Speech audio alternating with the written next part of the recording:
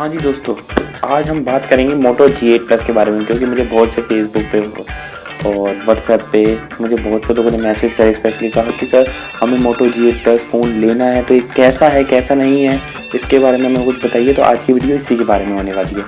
अगर ये स्मार्टफोन आपको अच्छा है कि नहीं है, ये जानने के लिए आपको वीडियो देखनी होगी अंत तक। तो चलिए दोस्तों, वीडियो को शुरू करते हैं। Let's begin.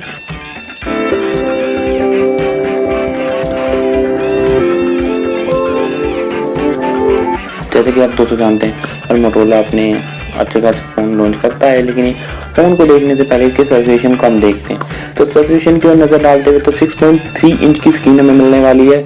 इसके अंदर दोस्तों प्रोटेक्शन के लिए पांडा ग्लास दिया गया है, जो गोरिल्ला ग्लास से थोड़ा सा कम यानी ठीक ठाक है, एवरेज है, 19-20 का मुकाबला देता है। और इसके अंदर मैक्स विजन डिस्प्ले है और 20:9 के साथ ये आता है।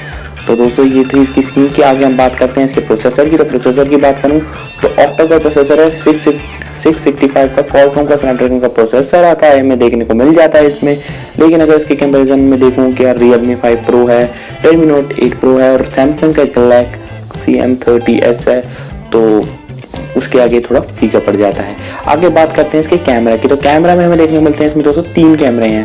एक है 48 मेगापिक्सल का कैमरा रियर में, साथ में उसको जुगलबंदी देता है हमारा 16 मेगापिक्सल का कैमरा, और फिर है हमारा आता है 5 मेगापिक्सल का कैमरा।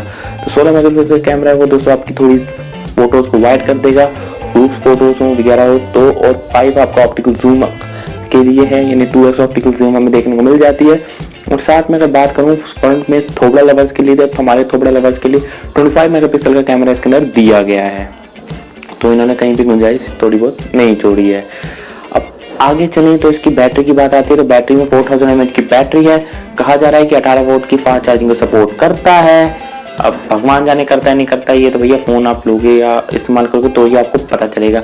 और अब आगे इसकी बात करूँ तो इसमें आपको USB Type-C देखने को मिल जाता है और 3.5mm का जैक भी है। बाकी इसमें चटर पटर जो भी सेंसर वगैरह आते हैं, एक्सलोमीटर, जायरोस्कोप वगैरह छोटे मोटे सेंसर आपको देखने को मिल जाते हैं। 4G, ब्लूटूथ, वाईफाई, ये सब आपको नॉर्मल जो स्मार्टफोन में मिलता है वो आपको इसमें भी मिलेगा। कोई अलग बात नहीं है कि मैं नई बात बता रहा हूँ तो अलग बात है, इसमें वही मिलने वाला। फिंगरप्रिंट सेंसर है, साथ में आप इसका फेस अनलॉक फीचर्स भी इस्तेमाल कर सकते हैं। इसके अंदर काफ़ी अच्छा कहा जा रहा है कि नहीं है तो भगवान जाने। अब दोस्तों बात आती है कि एक कौन से रैम वेरिएंट में आ रहे हैं। तो दोस्तों सिर्फ एक रैम वेरिएंट आया इसका 4GB रैम 64GB की स्टोरेज के साथ, जो हमें पड़ेगा 13,999 रुपये का। फ्लिपकार्ट से आप इसे बाय कर सकते हैं, वैसे डिस्क्रिप्शन में आपको लिंक मिल जाएगा जहाँ से आप इसे बाय कर सकते हैं।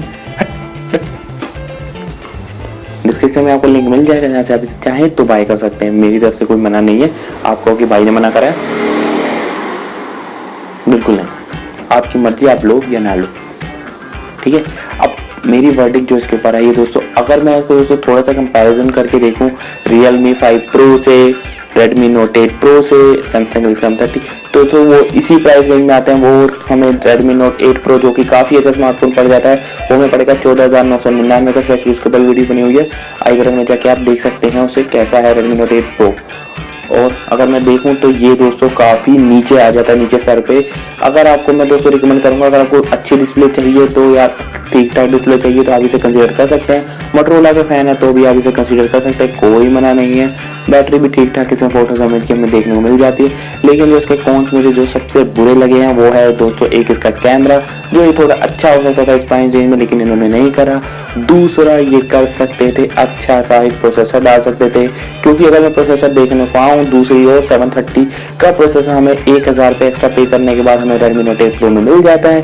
Realme 5 Pro में भी काफ़ी अच्छा प्रोसेसर हमें 7 का देखने को मिल जाता है, लेकिन यहाँ पे ये लैग करता है। अगर आप लैग वाला प्रोसेसर लेना चाहते हैं तो आप इसे ले सकते हैं। गेमिंग के लिए स्मार्टफोन बिल्कुल नहीं बना है, तो gaming lovers big no for me, क्योंकि ये स्मार्टफोन आपके लायक नहीं है। अगर आप सेल्फी वगैरह खींचने वाले हैं कैमरे से तो दोस्तों ठीक ठाक आ जाएगी, कोई ऐसा नहीं है कि DSLR वाली फोटोज आ जाएंगी, लेकिन ठीक ठाक आपको इसमें फोटोज देखने को मिल जाएगी, चाहे आप रेयर से खींचें चाहे आप इसे फ्रंट से खींचें।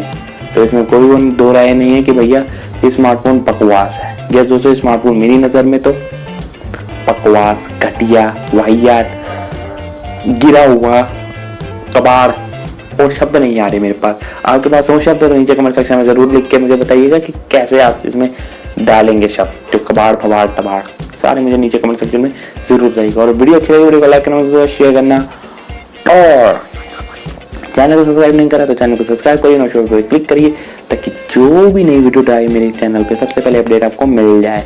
तो चलिए दोस्तों वीडियो को करता हूँ यहीं पे खत्म। चलो भैया अपने काम धंधे में हम चलते हैं अपने, टाटा चलो।